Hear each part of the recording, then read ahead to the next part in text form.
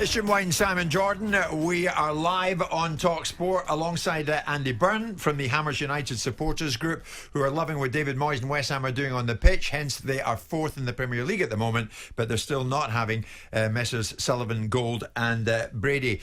Andy, I think we give you 14 minutes live on air at talkSPORT, which is a considerable period of time. If you want in a sentence or two to round this off, and then we'll conclude it. But I detect out of that you want some kind of relationship, if you can get it, with Sullivan, Gold and Brady, so there can be more communication between the two sets of parties.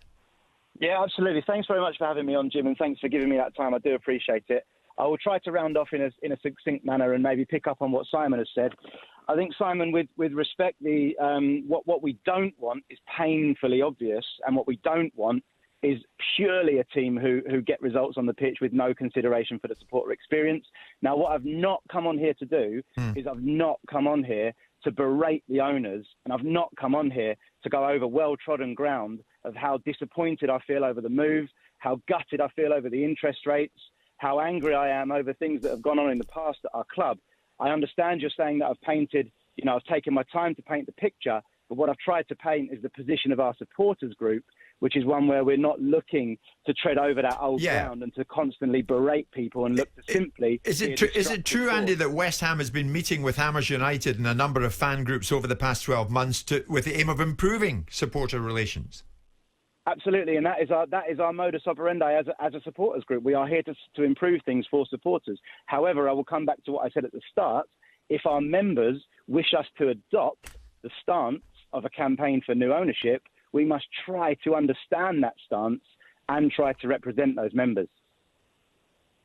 So at the end of it, I have to say, Andy, we expected you to be going full pelt at Sullivan, Gold and Brady, and that hasn't really happened. What's your take on it all, Simon, at the end of the day? No, I understand. To forge a closer relationship, I totally get. To be fair to Andy, I am in the camp of saying that if the subject matter is well rehearsed, we don't just need to hear people like Piers Morgan smashing politicians left, right and centre for the sake of doing it.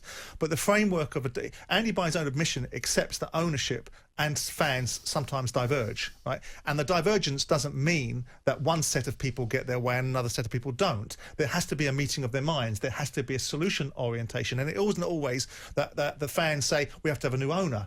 In the real world, that's easier said than done. We want a new owner. Okay, fine. Where's that new owner going to manifest himself from? What's he going to look like? And is he going to have any more affinity with you guys? Because by your logic, in 6 years' time, there might be a divergence of your opinion with that guy. So the next campaign comes with the next set of owners, and it goes on and on and on. There has to be a meeting in the middle somewhere. And I do believe that with West Ham, they're entitled to a better level of communication from Sullivan and Gold. I think they could have done things better on the move. But I don't see that I've got anything from Andy of any real substance there. I would sit there and go, yeah, I'd want to have a better interface. I don't want fans sitting in the boardroom, not because I've got a great big secret, but because there are certain commercial aspects of boardroom decisions that cannot find their way into the public domain because they compromise, and fans will do that by the very nature of being fans. And you, no doubt, at Palace, spoke to fans all the time. We Very do know much that so. West Ham have been in dialogue with fans and with the fans' supporters associations, and that your group, Andy, of course, which is Hammers United supporters group, they are one of those. Andy, we appreciate your time. We will be in touch with the ownership, and in the meantime, maybe one of the most important things of the lot is you never know. You might even improve in fourth position in the Premier League. You never know. Andy, thanks for joining us.